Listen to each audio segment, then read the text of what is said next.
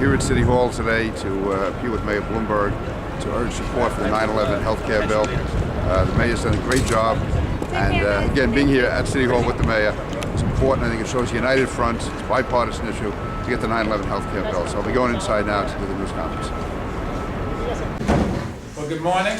I want to thank the distinguished members of Congress, our police and fire commissioners, Mr. Joseph Sadroga, some of our first responders and labor leaders who have joined us today.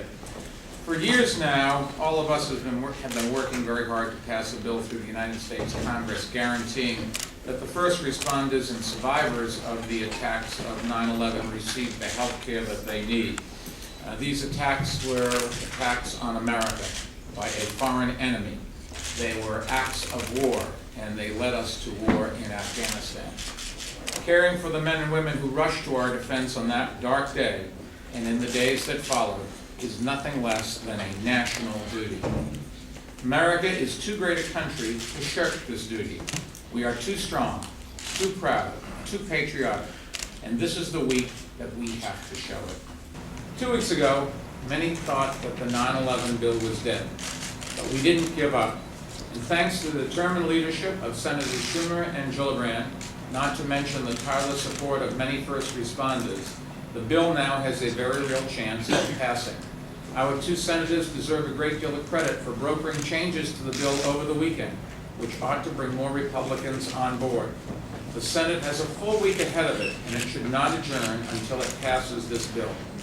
Now, I've talked to many senators on behalf of this bill, and I will do whatever I can to help get it passed this week.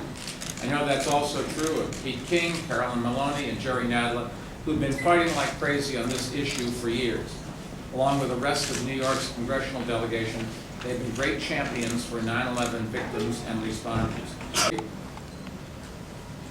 Thank you, Mayor. Let me commend Carolyn Maloney and Jerry Nadler for the phenomenal work they've done over the last 7 years on this bill, and for really moving the conscience of the city, the state, and the country to realize the necessity of passing this legislation. Also thank Commissioner Kelly, Commissioner Cassano, Pat Lynch, Al Hagan, Chris Levin, all here today.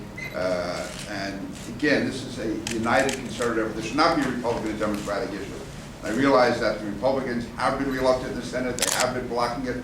I've been talking to Senator Gillibrand over the weekend, speaking with a number of Republican senators, and I, like Carolyn, believe that we do have the 60 votes that are necessary to end the debate in the Senate and to move it forward to a vote. As Carolyn said, the question is timing, but we can't allow the clock to be an excuse not to get this done.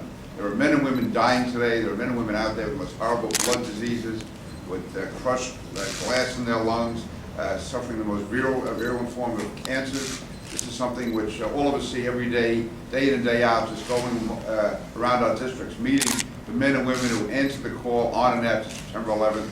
We're absolutely obligated to pass this bill for them, and we have to do whatever it takes, going back to Washington.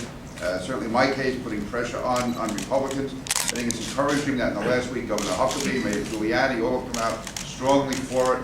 And again, I share Carolyn's belief in this from talking to a number of Republican senators. Once it gets to a vote, I believe you'll find more coming on board. Listen, it's the finish line right now. Jerry and Carolyn got it this far. Senator Gillibrand has done a truly phenomenal job over the last several days. There's nowhere I go where she can't find me to make another phone call, to call another Republican senator. She and Chuck are doing a great job. Let's really combine the efforts with the mayor, who spearheaded this movement back in Washington over the summer when he met with the Republican leaders then and was able to get it through the House by whatever arrangements we had to make. We got it through the House, and the mayor was largely responsible for that. And also, again, now in the Senate, it's our job to get it done. So thank you all, and thank you, Mayor, thank you.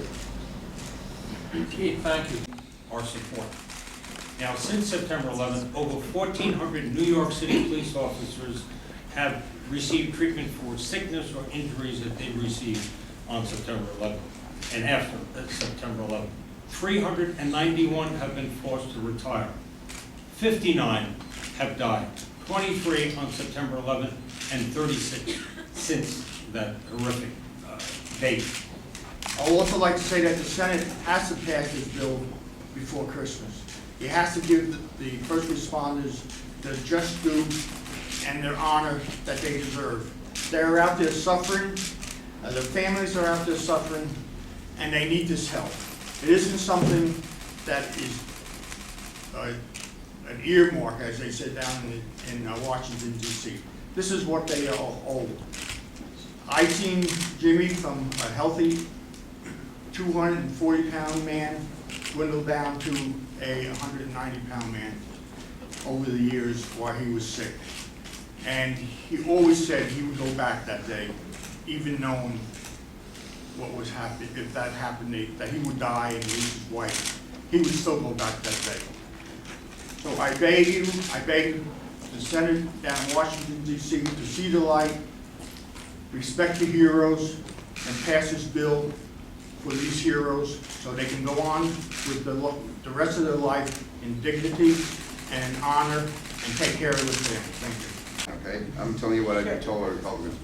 First, they felt it was an entitlement program. It's not an entitlement program. It's what those who suffered so much on September 11th is what their government owes them. It's what the people of America owe them. The question of the tax on foreign corporations, they were afraid that it could precipitate a trade war, retaliation. The fact is that's all been eliminated. As Carolyn said, by going with visas, by going on foreign procurement, we've eliminated that issue altogether. However, I think what Congressman McMahon said is probably the most accurate. Beneath it all is an anti-New York feeling that we have to overcome. Try to overcome, we've done all that we can, but the reality is it's there. They just see it, something else from New York, not realizing, of course, that New York pays so much as the federal government is, and has also suffered so much. So that's part of what we're trying to push away.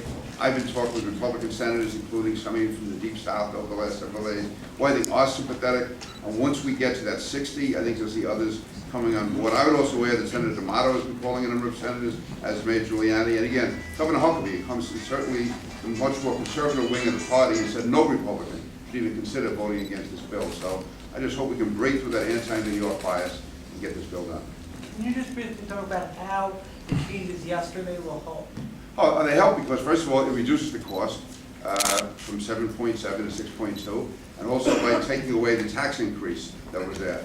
So we cut back the spending, and we also eliminate the tax increase, and so we put it on foreign visas, and we put it on foreign companies who are getting procurement contracts here in the United States, even though their countries don't allow our companies to get the same benefits overseas. So this should appeal to Republicans. If they're looking for a reason to vote for it, this is it. It's there. And I'm confident it will be. Okay, the news conference is over. Everything seemed to go well. Mayor was, as always, totally on board. It was united front, Democrats and Republicans, and now we have to get down to Washington and make sure the Senate passes it, and then we pass it in the House. So with that, Merry Christmas, everybody.